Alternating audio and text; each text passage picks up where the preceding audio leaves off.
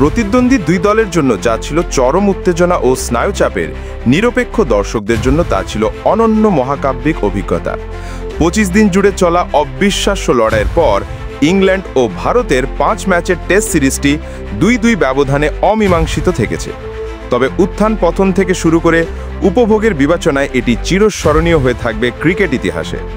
ইংল্যান্ডের মাটিতে গোটা সিরিজে নানা রকম রেকর্ড তৈরি হয়েছে নানা দিক থেকে, কিন্তু গতকাল সোমবার ওভালে পঞ্চম ও শেষ টেস্টের পরও জয়ী নির্ধারিত হয়নি। তাই স্বাগতিক অধিনায়ক বেন স্টোকস ও সফরকারী অধিনায়ক শুভমান গিলকে ভাগাভাগি করতে হয়েছে অ্যান্ডারসন টেন্ডুলকার ট্রফি।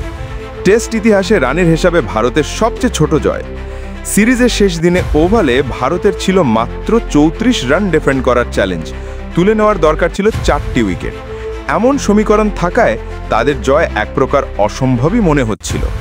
তবে মাত্র 56 মিনিটের রুদ্ধশ্বাস লড়াইয়ে 28 রান খরচ করে গিলের দল ইংল্যান্ডের শেষ ব্যাটার হিসাবে গাস অ্যাটকিনসনকে বিদায় করে তারা তুলে নেয় স্মরণীয় জয়। রানের হিসাবে এটি তাদের টেস্ট ইতিহাসে সবচেয়ে কম ব্যবধানে জয়ের রেকর্ড।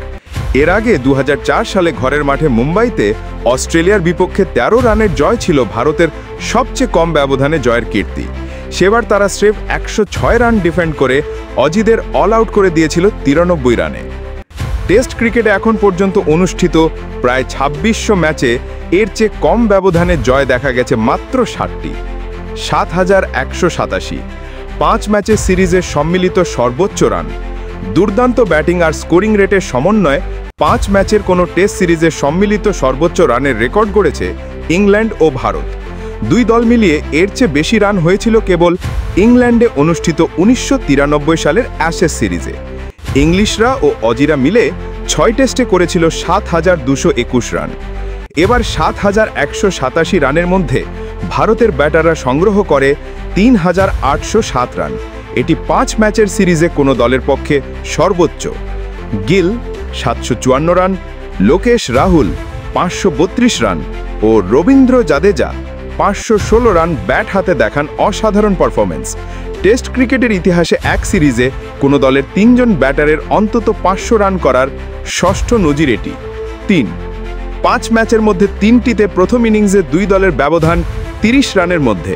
টেস্ট ইতিহাসে এমন ঘটনা মাত্র 5টি, যেখানে 5 ম্যাচের মধ্যে 3টিতে প্রথম ইনিংসে 2 দলের ব্যবধান ছিল 30 রানের মধ্যে। সবশেষ নজিরটি ইংল্যান্ড ও ভারতের মধ্যকার সদ্য সমাপ্ত সিরিজের। চমক জাগিয়ে সিরিজের তৃতীয় টেস্টে 2 দলই প্রথম ইনিংসে 387 রানে অল আউট হয়। টেস্ট ক্রিকেটে মাত্র নবমবারের মতো কোনো ম্যাচে 2 দলের প্রথম ইনিংসের স্কোর সমান হওয়ার ঘটনা এটি। 45 এই সিরিজে বোল্ড আউটের সংখ্যা। পুরো সিরিজে স্টাম্প ভাঙা যেন ছিল খুবই সহজ ব্যাপার, তাই অ্যাটকিনসনকে বোল্ড করার মাধ্যমে মোহাম্মদ সিরাজের ভারতকে সমতায় ফেরানো ছিল একেবারে উপযুক্ত সমাপ্তি।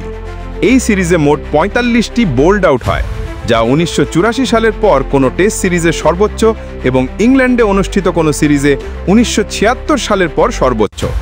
মাত্র 3টি টেস্ট খেললেও ভারতের পেসার জসপ্রীত বুমরা 10টি উইকেট শিকার করেন প্রতিপক্ষ ব্যাটারে স্টাম্প ভেঙে। 25 5 টেস্টের সিরিজে পুরো 25 দিন খেলা মাঠে গড়ানো।